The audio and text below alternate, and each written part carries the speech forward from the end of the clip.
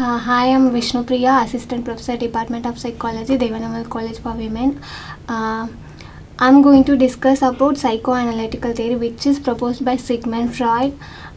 He mainly focused on three levels of consciousness, which is unconscious mind, preconscious mind, and conscious mind. Conscious mind means are we always aware of things, what's happening in our mind, what we are thinking, our memory. It is very easy to access because it is always on our awareness, that is conscious mind. Next one is preconscious mind. Preconscious mind means it's also same as conscious mind, but how it differ means in conscious mind we don't need to put efforts to regain into the awareness, but in preconscious mind we have to put some effort to bring it to the conscious mind. For example, we are in an exam hall, we read the question paper, we know the answer very well, but we take some time to bring it to the conscious mind, means awareness, sentence, words and all. It takes some time to bring it to the conscious mind. That is preconscious mind. We know that very well, but it takes some time to bring it to the conscious. Next one is unconscious mind. Unconscious mind is like we have locked the door without key. It's like we can't easily access to it without any professional help. It's not easy to access, but with the help of psychologists or professionals, we can they can help us to get back the memories, emotions which are suppressed in our unconscious mind. Next, these all those things: conscious mind, preconscious, unconscious mind.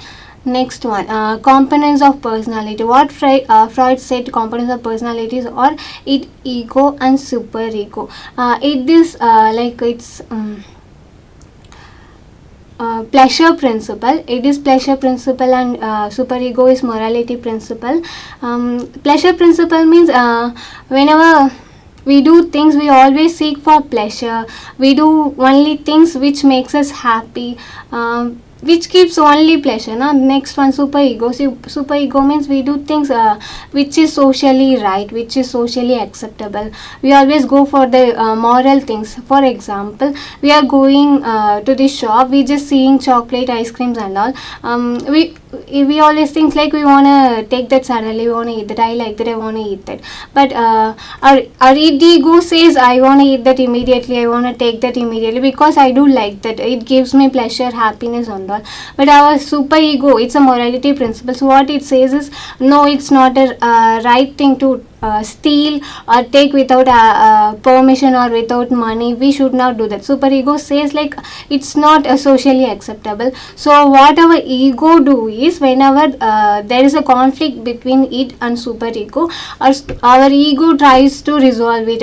What our ego do is, it just say ourselves like we should not do that, we should come again with money and take that, we should not steal that.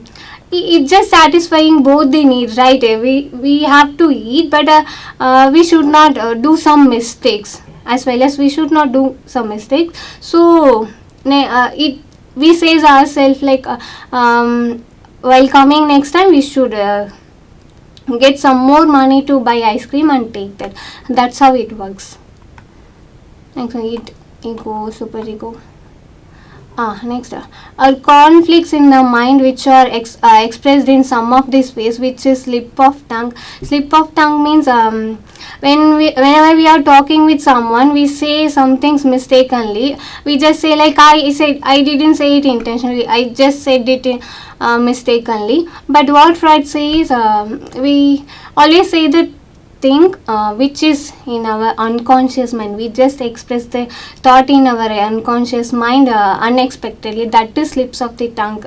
Then dreams. Some people say is like whenever we dream, you dream the thing which you constantly thinking about in the mind, or before you going to sleep, whatever you are thinking about will come in your dream. Now some people say that, but what Freud is saying, not every dreams are like that. Some dreams are coming which you are suppressed in your mind, which you are pushed in your unconscious mind or expressed in your dreams. Next one, jokes, anxiety, then defense mechanism. Defense mechanism, as I said already, whenever there is a conflict between id and superego, we will be expressing it will be resolved by ego using defense mechanism.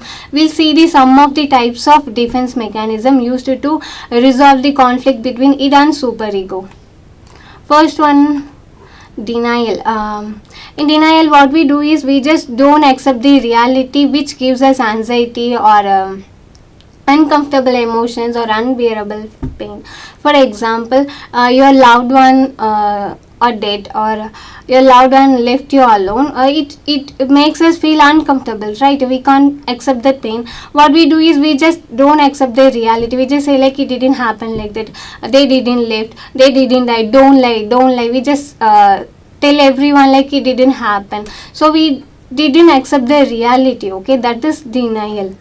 Next one, repression.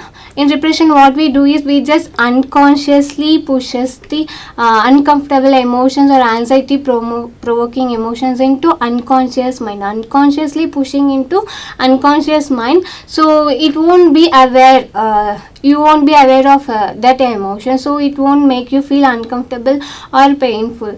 For example, again you are lost your loved one, and next day you don't remember anything about the incident, like they made an accident or what happened to them. You just remember the thing, how what we are talking last with them. You just know they are alive. You don't even remember they are died. Like, so what happened is you didn't aware that you pushed into unconscious mind. You just unconsciously pushed into unconscious mind, so you don't remember what happened that day. Next one, projection. In projection, what we do is we just project on our own emotion onto others, uncomfortable emotions. For example, you are angry with your mother, you are not comfortable with your emotion, you can't agree that you are angry with your mother. What you say is your mother is angry on you, your mother is hating you, your mother is being so rude to you. You just say like that. Actually what's happening is you are angry on your mother. So that's projection. Next one, displacement. In displacement, what we do is we just interplace the uncomfortable emotion or unacceptable emotion into safer object or safer person, just because you can't express it directly to that person. For example, it's a classical example. You got angry on your boss. What you say is, or what you do is, you just go home and hit the door or shout at your mother, wife or sister, brother, whoever there you feel safe, you just express it to them, because it is safe to express there than to your boss. If we express it to our boss, means what we do is it will affect our job, right? So what we can do is just express it to a safer people or object and all. That is displacement. Next one, regression. In regression, what we do is unconsciously we go to your earlier stages of development, like being kiddish or behaving childishly. You are having a failure, you are facing an pain. What you do is just crying like a kid, or expressing a tantrum or breaking things, so other won't judge you as a bad person, so they'll think like you are in pain. Like whenever people behave in a kiddish way, everyone will treat them as a kid. They accept their every emotion, they accept their every words, they won't blame, no. So you just go to the early stage as kiddish. Okay, so you express your unexpressed emotions in that way, so everyone will accept you, so everyone will not blame you. So that's all. Then rationalization. In rationalization, what we do is we just reason our mistakes or anxiety provoking emotions. For example, you have failed in your exam. What you do is you just blame your teacher, like they didn't teach you properly, they didn't complete the syllabus, mistake is on the teacher, or you just say some other personal reason. Just because this problem I couldn't study well, you just reason it in a way to express it to the people to be acceptable. Okay, that is rationalization. And then finally, that's all. Thank you.